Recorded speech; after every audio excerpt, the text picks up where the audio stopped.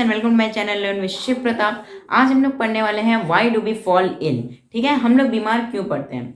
अब देखिए, किसी भी चैप्टर का नाम जब क्वेश्चन मार्क के रूप में रहता है तो उसे पढ़ने में एक अलग ही मजा आता है।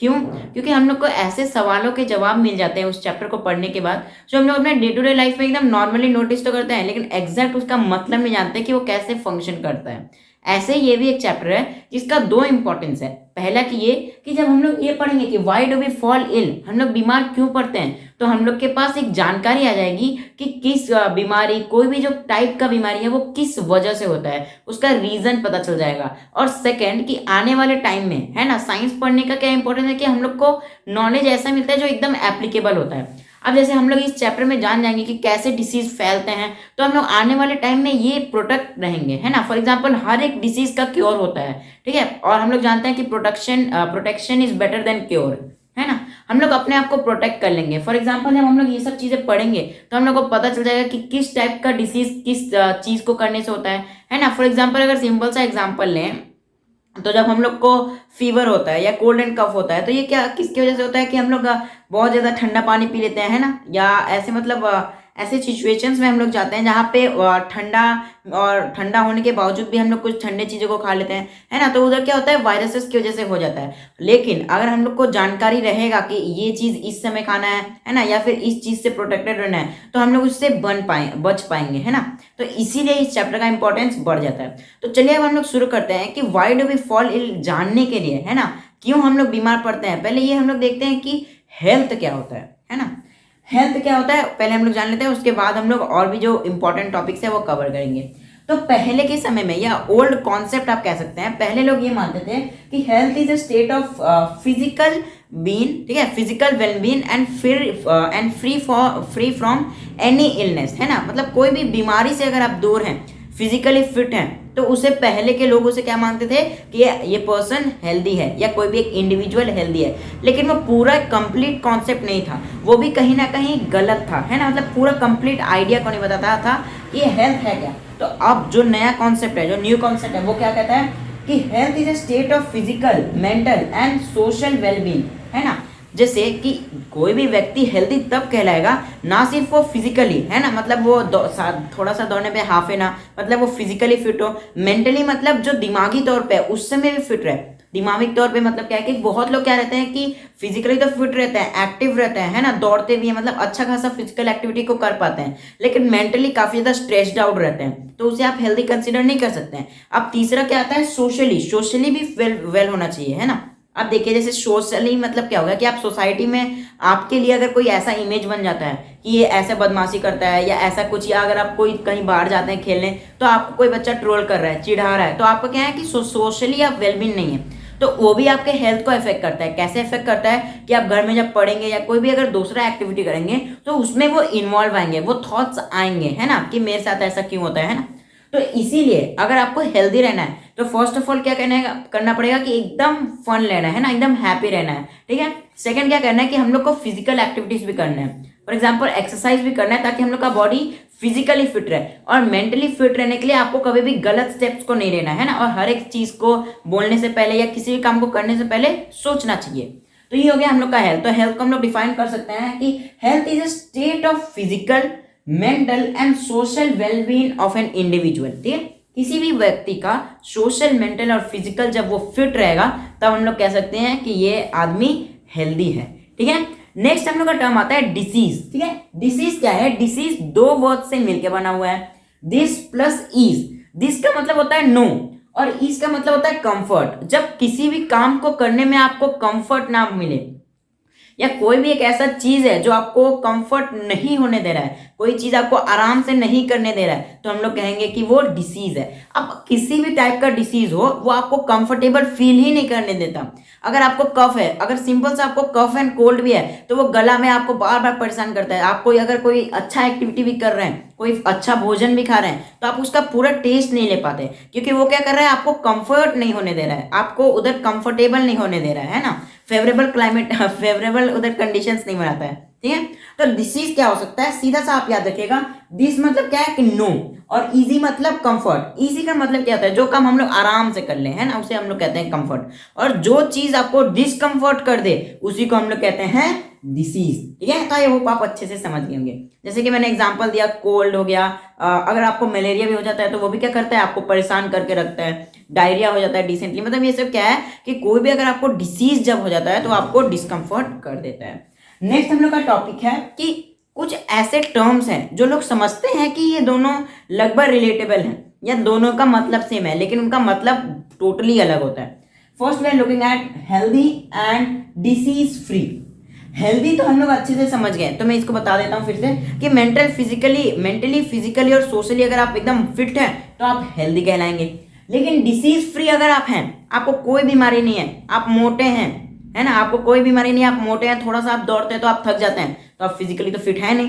तो इसीलिए डिसीज फ्री मतलब डिसीज से अगर सिर्फ आप बचे रहें तो हम लोग ये नहीं कह सकते कि वो पर्सन हेल्दी है। हो सकता है कि आपको कोई डिसीज ना हो, लेकिन आप मेंटली फिट ना हो, छोटे छोटे बातों को बारे में आप सोचते रहें, ठीक है। तो इसी का ये फर्क हो जाता है। हेल्दी मतलब आपको तीनों चीजों में एकदम परफेक्ट होना पड़ेगा, एकदम मस्त, फिजिकली, मेंटली और सोशली। लेकिन जब इन तीनों में से आपको अगर एक भी आपका मतलब फेवरेबल नहीं है तो आप क्या हो जाएंगे, डिसीज आपको पकड़ लेगा, ठीक है।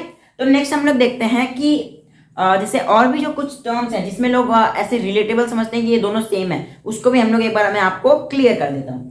पहला है डिसीज और इलनेस, ये पूछता भी एग्जाम्स में। तो डिसीज क्या है कि जब आपको कोई चीज डिस्कम्फर्ट पहुंचा रहा है, ठीक है, और वो क्या कहता है कि छोटे मतलब एक छोटे टाइम पीरियड के लिए रहता ही है, ठीक है। फॉर एग्जाम्पल आपको कफ एंड कोल्ड हो गया तो ये क्या है, आपको ट्रीटमेंट करना पड़ता है, कुछ दवाइयां लेनी पड़ती है, उसके बाद वो धीरे धीरे आराम होता है। लेकिन इलनेस क्या है कि ये आप मतलब ये बदलते रहता है, वेरिएबल है।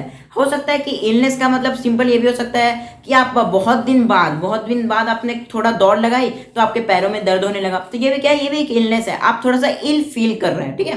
तो ये हो गया डिसीज और इलनेस में एक छोटा सा डिफरेंस।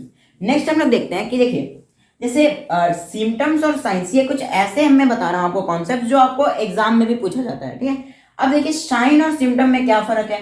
साइन एक ऐसा चीज होता है, साइन लक्षण जिसे हम लोग कहते हैं। लक्षण मतलब क्या होता है कि जो दूसरे लोग भी ऑब्जर्व कर सकते हैं, जो दूसरे लोग भी देख के आपको बता सकते हैं, है ना। फॉर एग्जाम्पल अगर आपको ब्लड आया, मतलब ये आपके नाक से खून निकल रहा है ना, तो दूसरा सामने वाला आदमी भी देख सकता है। या कभी कभी आंख लाल हो जाता है तो जो आगने वाला पर्सन है वो भी उसको नोटिस कर सकता है, तो उसे हम लोग क्या कहेंगे, साइन। सिम्टम क्या होता है कि सिम्टम सिर्फ जो पर्सन उसको डिसीज को कैरी कर रहा है या जो उसको मतलब जिसके अंदर डिसीज है वही बस फील कर पाता है ना।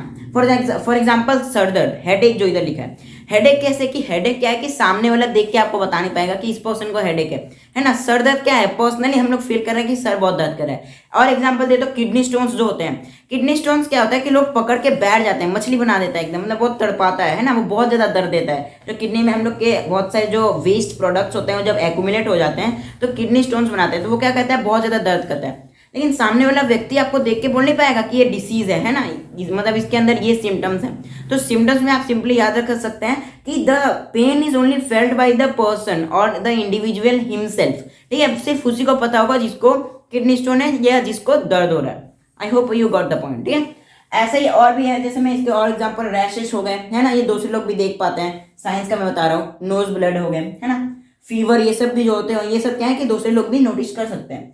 नेक्स्ट क्या है, हेडेक, जो मैंने अभी बताया, सिम्टम्स के एग्जांपल्स हैं कि हेडेक क्या है। हेडेक क्या है कि बस एक पर्सन जो उसको उससे सफर कर रहा है वही बस फील कर पाता है। फटीग मतलब थकावट, आपने बहुत ज़्यादा काम कर लिया, लेट्स से आप पढ़ के आए हैं तो आप बहुत ज़्यादा मतलब आपको फटीग फील हो रहा है, बहुत ज़्यादा कमज़ोर जैसा फील हो रहा है, तो उसका क्या है कि आप खुद ही फील कर पाएंगे, सामने वाला मतलब उतना फील नहीं कर पाएगा उसको, है ना। तो इसी को हम लोग कहते हैं सिम्टम।